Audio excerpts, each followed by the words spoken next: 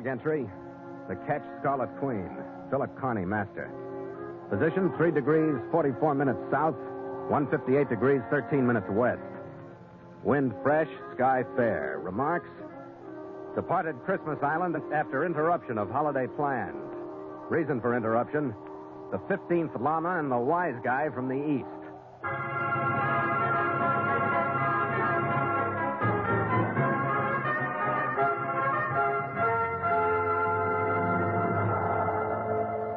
The name Christmas was given to the island by its discoverer, Captain James Cook, who dropped the first civilized anchor off its west shore on Christmas Eve of 1777, celebrated the holiday, and left on the second day of the new year. We raised the outline of its palm groves just 2 days short of 170 years later and slipped into its sheltered lagoon to see what we could do to set the scene for our own celebration. There wasn't much we could arrange for a stateside Rhotic Reviewer-style Christmas scene. But with memories and the ache of homesickness to be fought by activity, the crewmen worked a change on the deck of the Scarlet Queen. An awning went up over number 2 hold. Wreath was spliced out of lengths of spare hawser. Hey, what do you think of this now, Captain? The Christmas tree materialized out of the shaft of an oar, to which were lashed branches from pandanus pine. By sunset, it was draped with light lines, some dipped in red paint, some in white. We were buried so deeply in the new Yuletide atmosphere that it was only by chance that my chief mate Gallagher lifted his head to see the stranger standing in through the reef pattern. Hey, Skipper, look at the liner bearing down on us. It wasn't quite a liner, but almost. It was a trim, luxurious power yacht, the Lurie, with a fortune in bright work shining in the setting sun. It nosed into anchorage a few yards off our starboard beam, and a man in a white linen suit stepped to the boat deck rail. We'd almost forgotten Christmas until we heard the cry of a baby in one of his cabins. And then the hail. Ahoy, gentlemen! I trust you have brought the 3 emissaries from the Orient.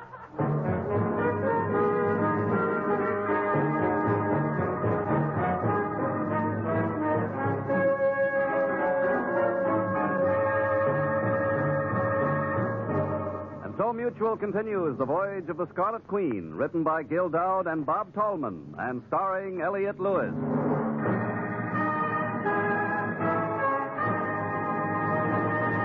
The Scarlet Queen, proudest ship to plow the seas, bound for uncharted adventure. Every week a complete entry in the log, and every week a league further in The Voyage of the Scarlet Queen.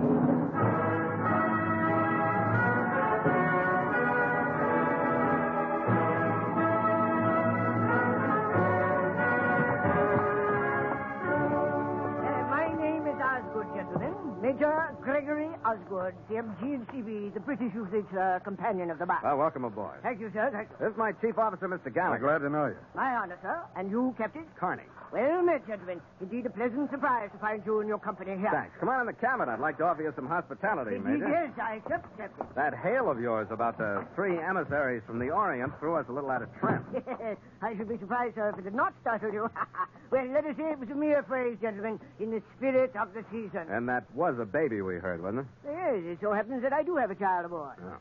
Sit down, Major. Red? Thank you. Yeah, I'll get it. He's a splendid, lusty little chap, Captain, of Catanese extraction, a little more than a month in this world. A pathetic case, sir. Hmm? According to the wish of the mother, I am transporting them to their homeland. Thank you. Season's greeting to you both. And to you, Major. Yes. Now, more pleasant subjects, gentlemen. If I might beg another portion of that tasty spirit. Yeah, sure. Help yourself. A friendly cup, gentlemen, from time immemorial. The cementer of comradeship and the dispeller of loneliness. He cemented comradeship and dispelled loneliness right down to the bottom of the bottle before dark. And left after insisting that Gallagher and I have dinner with him aboard his yacht.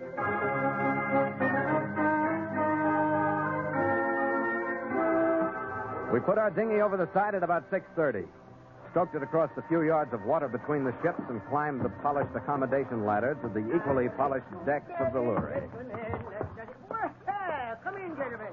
Here, into the salon. You're in fine voice, Major. Yeah, we ought to have you for our song pass. It is a dismal croak, gentlemen. But could you hear the feeling behind it? Yeah, this door. The first thing I noticed as we went in was the Chinese girl standing beside a box-like crib. She was quite beautiful, her coloring delicate, her face less moon-shaped than the usual. Her whole physical attitude, the way she held herself, somehow a little non-oriental. She looked at us as though waiting, half fearfully, for us to start something. This gentleman is the mother, Shin Yang Sing, but the introduction must remain silent since the poor girl speaks no English. Well, that don't seem to be stopping the sprout here. Yeah, he sounds like he's got the makings of a good chief mate. Merry little chap, is he not? Come, little fellow, smile for your new friend. Look at that, Skipper, with my finger. You can hang on. Sure, he thinks it's a halyard. I tell you, he's going to be a seaman. Hey, oh, no, you don't. You aren't taking a bite off of that finger. Well, indeed, sir, there's no cause for fear. Now then, gentlemen, I've seen to refreshment with which to whet your appetite. And then we shall see what beggarly fare will be set before us by my pantrymen. The Chinese girl was still standing there as we left. We didn't see her for the rest of the night. The cocktails were refreshing, the dinner was not beggarly, and the magazines we browsed through afterwards were recent. Little after 10, Red and I shoved off and rode back to the Queen. The sky was bright with moonlight and star-filled. The phosphorescence swirled off the blades of the oars. He's quite a host, Skipper. Yeah. Puts out quite a spread. Yeah. What's the matter? You sound like you got indigestion from it. I was just thinking it over, Red. I wonder why the hearty major is lying to us. Lying? Why should he? That's what I say. I don't know. Well, what makes you think he is?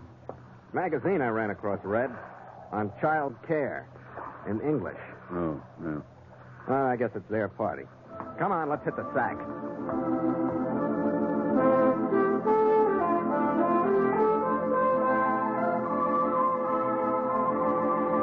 The next day brought more visitors to our lagoon.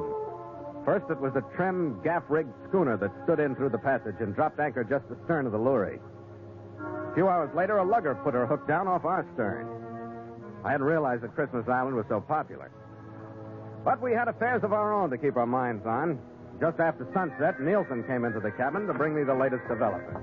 Could I have a word with you, Captain? Yeah, how are things going, Nielsen? Yeah, well, pretty good. We're even getting some presents under the Christmas tree. And more of them was showing up every few A minutes. little early, aren't they? I thought they decided tomorrow would be the day for the presents. Well, that's what I come to talk to you about, Captain. Huh? With all the work they did getting things rigged up and with those presents burning holes in their sea bags, they don't want to wait no longer.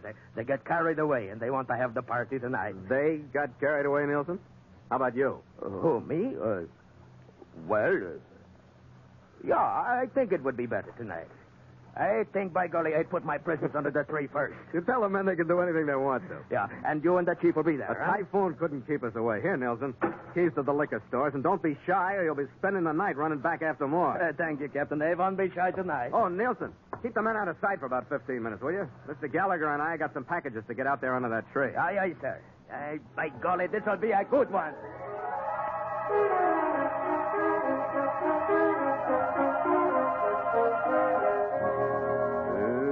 We were in the cabin with 10 minutes to go before we met the crew at the tree. We changed to fresh jumpers and dungarees.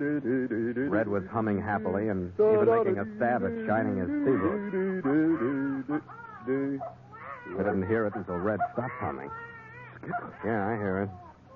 What the Let's devil? quit kidding ourselves, Red. He's aboard. He's on deck. Come on. I'm sorry, Captain Connie. There was no place else to go. It was the Chinese girl, wet clothes clinging to her, her dripping child squirming angrily in her arms. Will you please help us? How'd you get here? Just swim? There was no other way. I had to get Lynn away from them. Could you find something dry to wrap him Come on into the in? cabin. Take the kid, Red. Me? Yeah, take him. Get that wet stuff off of him. Wrap a blanket or something around him. He's only angry and frightened. He'll stop crying when he's dry. I'm telling you, Skipper, this one does it. I'm finding a new berth. Here's a towel for you. Thank you. Captain, I didn't know where to turn. And after seeing the way you acted with my son on Major Osgood's ship, I knew he was lying when he told me you were trying to take Lynn away from Wait me. a minute. Yeah, that sounds a little phony to me, too. He told me to pretend that I didn't speak English so that you wouldn't try to talk to me Why shouldn't we talk to you? because he didn't want you to know the truth. I didn't know the truth until those 2 ships arrived today. 2 Tibetan officials came on them, and after the Major told them about my son, I heard them bidding for him. And now I know that either one would kill him to keep the other one from getting him. Yeah, you need a drink. No, I don't. You've got to believe me. My son was Lotus born. Lotus born? How's that work? He has a small birthmark on his back that is shaped exactly like a lotus blossom with 7 petals. Red? Yeah, it's here, all right, Skipper. Right between his shoulder blades. Okay, what's the rest of it? It makes of him a very special baby. Major Osgood told me that Lynn must go to Tibet to take the place of the 14th Sugai Llama, who died during the same hour in which my son was born. If it were ordained, I was willing to give up my son. But I didn't know that he'd be bargained over as a political pawn by 2 power-crazy officials. Where was your son born? In San Francisco. Major Osgood's brother was the doctor who delivered him. Then while the Major kept us in hiding, he sent a man named Grimes to Tibet. It all sounded like the grand dreams that every mother has for her son. But now it's nothing.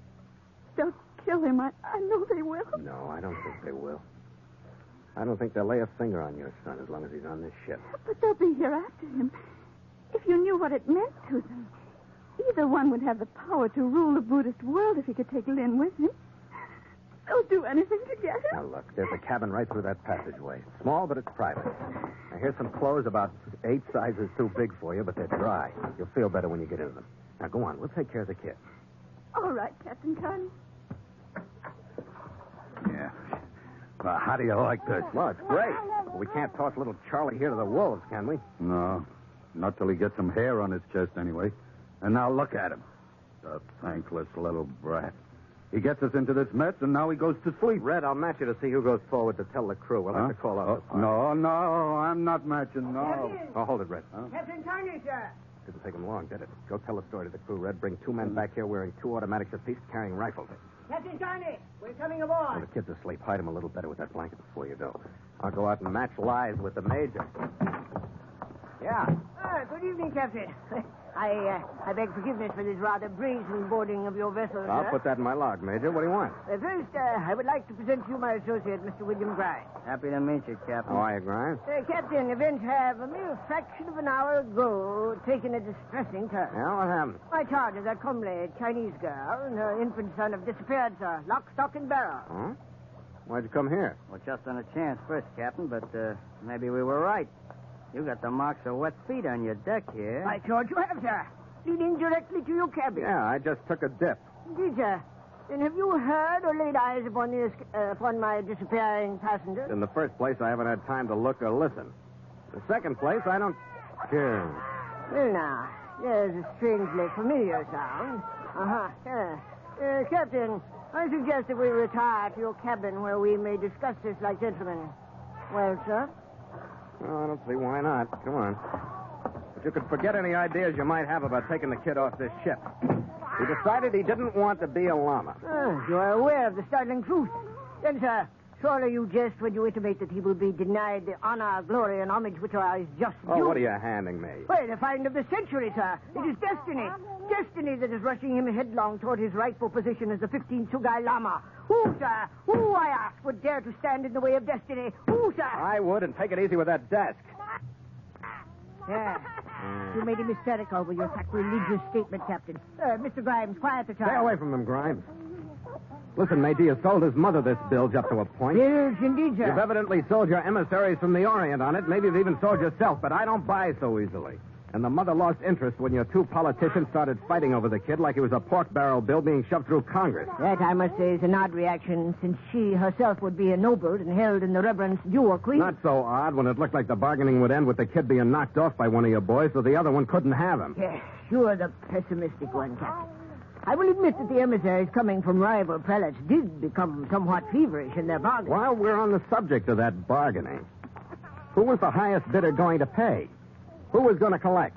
Why, it may surprise you to learn that I was. No, it doesn't. Why else would you bring 2 men from rival prelates to your little auction? The kid's staying on this ship and you're leaving. Not so fast, Connie. You are, of course, assuming that you have the right to interfere in a matter which is most definitely none of your affair. Yeah. since the boy was born in the States, and this is an American ship. Is that enough, Major? Yes, you are a stickler, Captain. Yes, it's enough.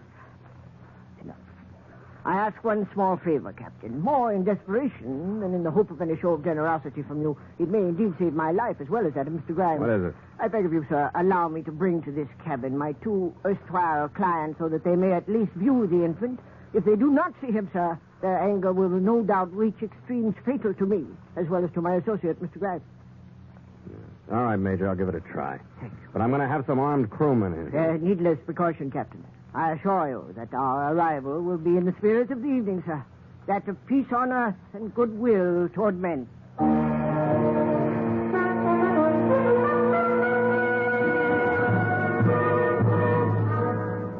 By the time he got back with them, we had the cabin ready for the audience.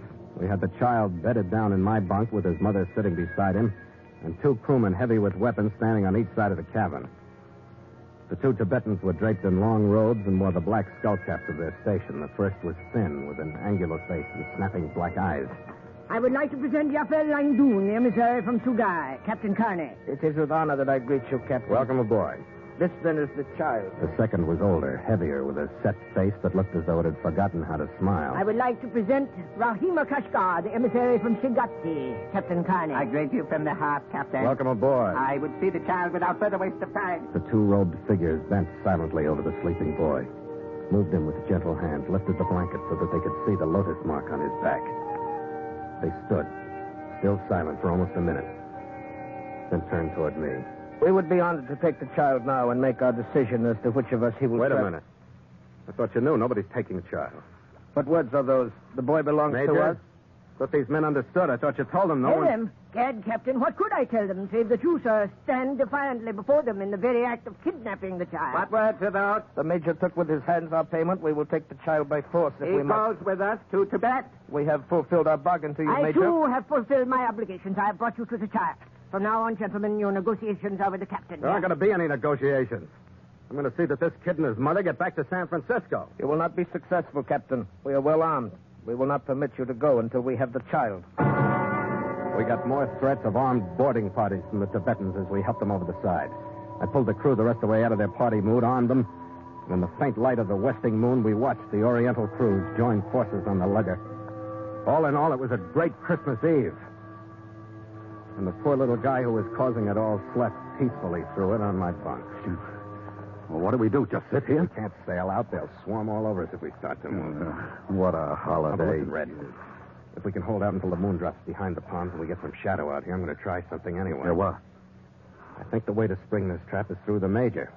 But I got to have something to bargain with. Red, if we can get our heaviest hawser around his anchor cable and secure it ashore, I think I'll have it. You think it can be done? Listen, I changed the baby tonight. After that, anything's a breeze.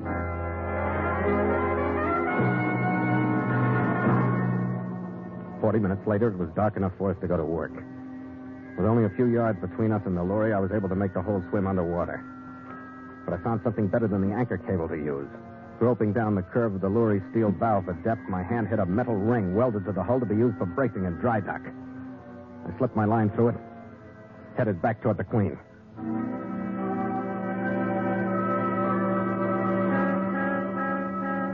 15 minutes later, Red had the other end of the hawser secured, and the lorry was moored neatly to shore. I went into the cabin for dry clothes, jotted a radio message down on a blank, and rode over to the lorry.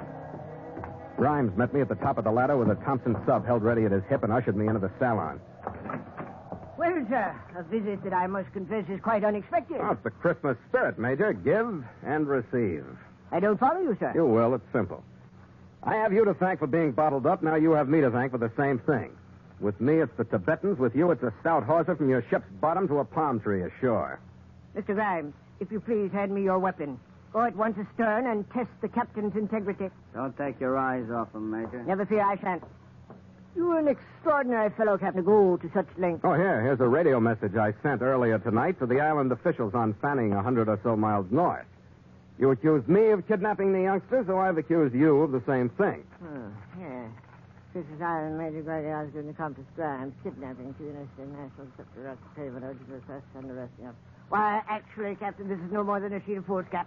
Am I to take your word that you made this, transmission? No, you don't have to take my word. Why don't you wait for the patrol boat? It'll be in tomorrow. Beastly situation. Yeah. What do you suggest, Major? Does it feel to you that the ship's making sternway, Captain? I know it isn't. Yes, sir. Perhaps you have a suggestion as to how we might extricate ourselves from this deadlock. Have you now? Yeah. Give and receive. You call your Tibetans off the boy and me, and I'll call the arresting officers off of you. Discouraging thought, sir, since I would be forced to return to them the payment already received. You couldn't spend it in prison anyway. Now, that was unnecessarily cruel rejoinder, sir. Assuming that my actions were as per your suggestion, how, then, would you proceed? Well, it's simple. Radio them that the first message was based upon faulty information. Tell them to ignore it. What would your story be? I presume that I would be forced to tell the truth. Hmm? That actually the boy is by no means metaphysically fitted to become the Sugai Llama. Yeah, I figured as much. Yes, he was born at least 4 days before the Llama's death. Someone tampered with his birth records. Well, sir. Oh, Mr. Grimes. Oh, we're caught fast, all right, Major. The line must be fastened to a dry dock hook. It's too deep to reach. You've seen only one small portion of our dilemma, Mr. Grimes. Go fetch the chests we so recently received from the emissaries. For our very freedom, we are forced to return them. What? You mean you're going to give them back? Yes, in the ancient spirit of Christmas, to give is to receive. If you please, Mr. Grimes. It would be wise of you never to forget that.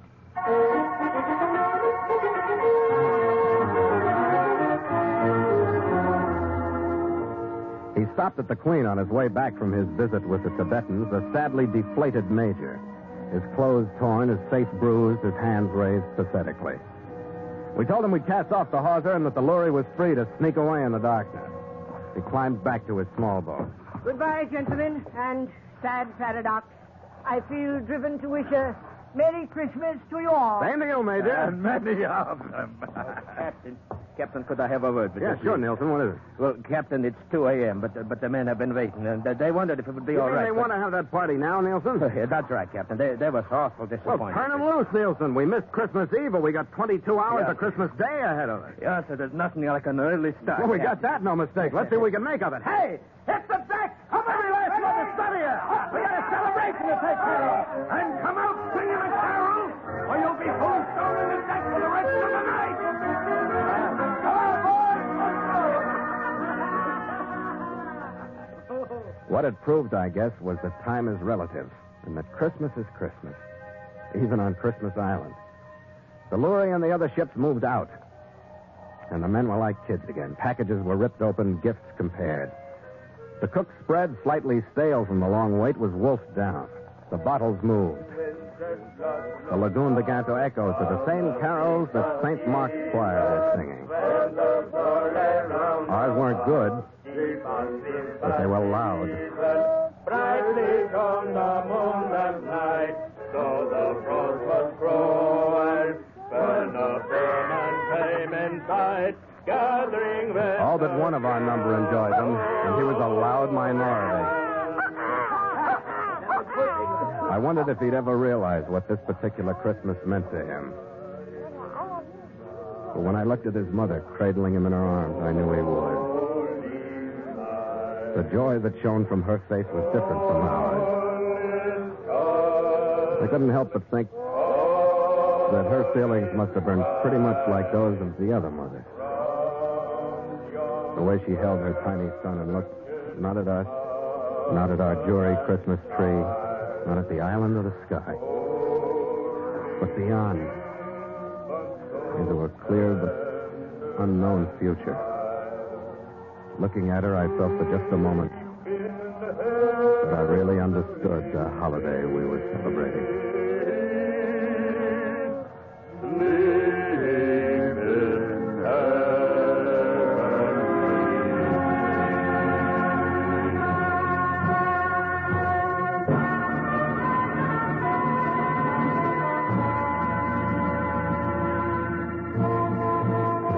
We rested for 24 hours after the party, during which a cutter arrived from Fanning Island to pick up Chi Niang Sing and her son and get them headed back toward the States. By 3 that afternoon, we nosed out through the reef and into the southeast trade.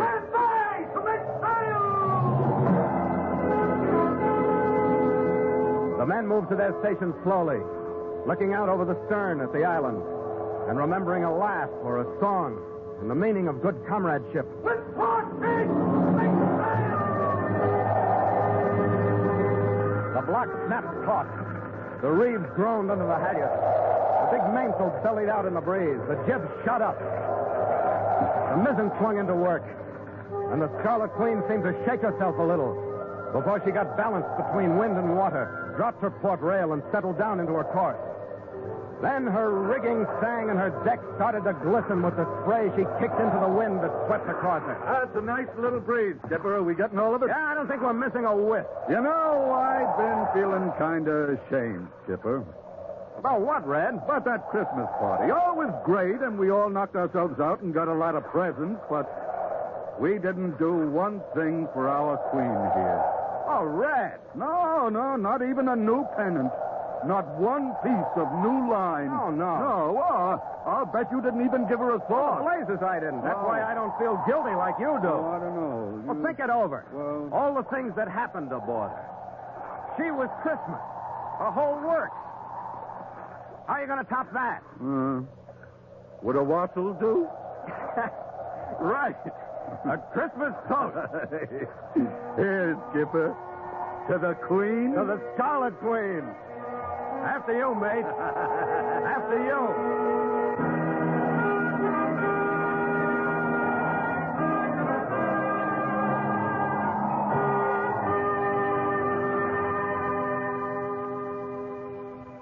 Log entry. The catch, Scarlet Queen. 5:30 p.m. Wind fresh. Sky fair. Sea calm with long cross swell. Carrying full sail. Ship secure for night. Signed, Philip Carney, Master.